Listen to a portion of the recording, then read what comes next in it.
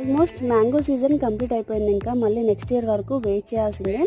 మా husband north side ఉంటారు. తనుండే దగ్గర ఎక్కువగా మ్యాంగోస్ అవైలబుల్లో ఉండవు. ఫాదర్ వాళ్ళ ఫ్రెండ్ వాళ్ళ తోటలో చాలా మ్యాంగోస్ అయితే తీసుకొచ్చారు. వీటన్నింటిని వేస్ట్ చేయడం ఎందుకని చెప్పేసి ఇలా ప్యూరీ తీసి అయితే ఫ్రీజర్ లో పెట్టించాను.